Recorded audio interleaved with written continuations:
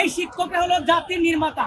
দুঃখের বিষয় হলো দেখেন, আমরা যারা জাতির কারিগর আজকে আমাদের দাবি আদায়ের জন্য আমরা রাস্তায়, আর যারা আমরা যাদেরকে গড়ে দিয়েছি ওরা এসি রুমে বসে হাওয়া খায়। কারণ কারো পক্ষেই 12,500 টাকা দিয়ে সংসার চালানো সম্ভব নয়। আমাদের বরাদ্দকৃত অর্থ বিভিন্ন প্রত্যেক খাতে ব্যয় করা হচ্ছে, আমাদেরকে শিক্ষককে বঞ্চিত করা হচ্ছে। এই বাংলাদেশের সকল এমপিওভুক্ত প্রতিষ্ঠানকে জাতীয়করণ করতে হবে। আমরা এই সর্বমূল্য মাত্র এই বর্তমান যুগে 12,500 টাকা দিয়ে আমার ছেলে মেয়ে, আমার বাবা মা, আমার আত্মীয় স্বজনদেরকে দিয়ে আমার মানে বর্তমান দ্রব্যমূল্যের বাজারে চলা খুবই কষ্ট করা যাচ্ছে। কারণ কারো পক্ষেই 12,500 টাকা দিয়ে সংসার চালানো সম্ভব নয়। না আমি খাবো, না আমার বাবা মা খাওয়াবো, না আমার ছেলে মেয়েকে ভালো একটা স্কুলে পড়াবো। সেই জন্য আমরা সরকারের কাছে আমরা দীর্ঘদিন ধরে আমরা আন্দোলন করে আসছি। 2017 সালে আন্দোলন করেছি, 2018 সালে করেছি, 22 সালে করেছি, 23 সালে করেছি, 24 সালে করেছি এবং 24 সালের সর্বশেষ আমাদের সাবেক শিক্ষা প্রতিষ্ঠা বর্তমান পরিকল্পনা মন্ত্রী ওয়াহিদুদ্দিন মাহমুদ আমাদের দাবির প্রতি সংহতি প্রকাশ করে তিনি ঘোষণা দিয়েছিলেন যে এই চলতি বাজেট থেকে বাড়ি ভাড়া, চিকিৎসা ভাতা, উৎসব ভাতা, শ্রান্ত বিনোদন ভাতা বৃদ্ধি করা হবে।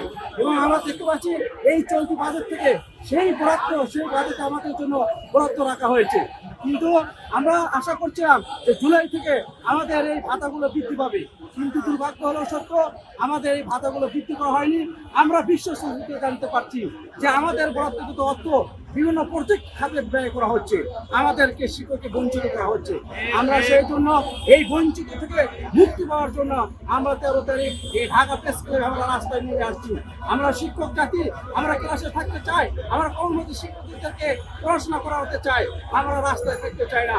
আমরা রাষ্ট্রের কাছে জবাব চাই, আমরা শিক্ষকরা কেন আমরা রাস্তায় নামতে হবে, কেন পার্টি কাটাতে আমরা রাস্তায় নামতে হবে। এই অন্তর্বর্তী সরকারের যারা বিশেষ দায়িত্বে রয়েছেন ওনারা প্রত্যেকেই শিক্ষক বান্ধব। সেই সুবাদে আমরা ওনাদের কাছে বিশেষ আবদার রাখতে চাই যেন ওনারা দায়িত্বে থাকাকালীন আমাদের যে একটা দাবি যে আমাদের বাংলাদেশের 90% প্রতিষ্ঠান এমপিভুক্তকরণটাকে জাতীয়করণে অন্তর্ভুক্ত করতে হবে।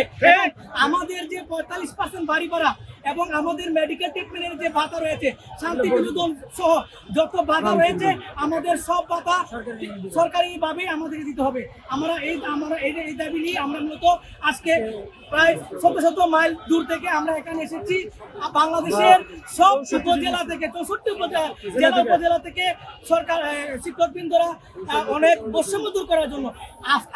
আপনারা জানেন যে জুলাই বিপ্লবের মাধ্যমে একটা স্বৈরাচার সরকারের পতন হয়েছে। কেন হয়েছে? যাতে বাংলাদেশে কোনো জাতি, কোনো নাগরিক বৈষম্যের শিকার হয় না। কিন্তু দেখেন, এই শিক্ষকরা হলো জাতির নির্মাতা। দুঃখের বিষয় হলো দেখেন, আমরা যারা জাতির কারিগর আজকে আমাদের দাবি আদায়ের জন্য আমরা রাস্তায়, আর যারা আমরা যাদেরকে গড়ে দিয়েছি ওরা এসি রুমে বসে হাওয়া খায়। আমরা বলতে চাই, আমরা কোন ধরনের শিক্ষক, কোন ধরনের জাতিকে আমরা উপহার দিচ্ছি? আমাদের দাবি একটাই, যারা এসি রুমে বসে হাওয়া খায়, যারা শিক্ষকদের কথা বুঝে না, তাদেরকে আমাদের দাবি শুনতে হবে, আমাদের কথা বুঝতে হবে। আমাদের একটাই দাবি, এই বাংলাদেশের সকল এমপিওভুক্ত প্রতিষ্ঠানকে জাতীয়করণ করতে হবে।